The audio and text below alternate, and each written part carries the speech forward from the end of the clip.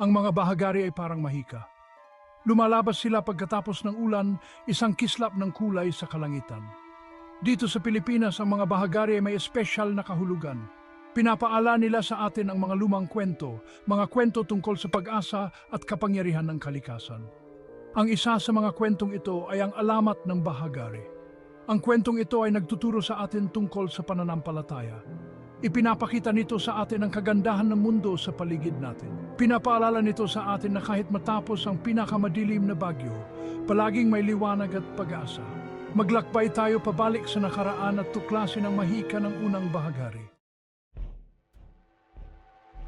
Noong unang panahon, may isang nayon sa Pilipinas. Ang mga tao ay masayang magsasaka. Nabubuhay sila sa pamamagitan ng pagtatanim ng palay at mga gulay. Ang araw ang kanilang kaibigan at ang ulan ang kanilang biyaya. Isang taon tumigil ang ulan. Matindi ang sikat ng araw. Ang lupa ay natuyo at naggabitak-bitak. Ang mga pananim ay nalanta at namatay. Nangamba ang mga taga-nayon. Nanalangin sila kay Bathala, ang kanilang Diyos para sa ulan. Nagalay sila ng mga prutas at bulaklak. Umawit sila ng mga papuri at nagmakaawa ng tulong. Naniniwala silang sasagutin ni Bathala ang kanilang mga panalangin. Narinig ni Bathala ang mga iyak ng mga taga-nayon. Nakita niya ang kanilang pagdurusa. Naramdaman niya ang kanilang sakit. Naisipan niyang tulungan sila. Si Bathala ay may 7 anak na babae, mga magagandang diwata na nakatira sa kalangitan. Tinawag niya ang kanyang mga anak. Inutusan niya silang magtipon ng tubig ulan mula sa mga ulap. Hiniling niya sa kanila na magdala ng ulan sa tuyong lupa. Ang 7 diwata ay mahabagin. Gusto nilang tulungan ang mga taga-nayon. Lumipad pababa mula sa kalangitan ng 7 diwata. May dala-dala silang malalaking banga ng tubig ulan. Ibinuhos nila ang tubig sa uhaw na lupa. Bumuhos ang ulan ng bumuhos. Ang tuyong lupa ay sumipsip ng malalim. Nang tumigil ang ulan, may mahiwagang nangyari. Isang maningning na arko ng kulay ang lumitaw sa kalangitan. Kumislap at nagliwanag ito.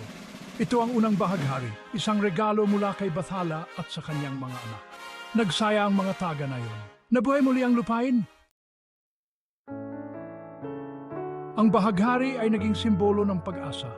Ipinaalala nito sa mga taga-nayon ang pagmamahal ni Bathala. Ipinakita nito sa kanila na hindi sila nag-iisa. Itinuro nito sa kanila ang kahalagahan ng pananampalataya kahit sa panahon ng kagipitan. Ang alamat ng bahagari ay nagpaalala sa atin na pagkatapos ng bawat bagyo, sisikat muli ang araw. Itinuturo nito sa atin na palaging may pag-asa. Tulad ng mga taga-nayon, dapat tayong manatiling may pananampalataya dahil alam nating may nagmamalasakit sa atin. Ang kwento ay nagtuturo din sa atin na pahalagahan ng kalikasan. Ang bahagari ay isang magandang paalala ng kapangyarihan at karilagan ng mundo sa paligid natin. Hinihikayat tayo nito na protektahan ang ating kapaligiran at magpasalamat sa mga biyaya nito. Kapag nakakita ka ng bahagari, alalahanin ang alamat ng bahagari. Alalahanin ang pananampalataya ng mga taga-nayon at ang pagmamahal ni Bathala. Alalahanin ang kagandahan at pag-asa na umiiral sa ating mundo.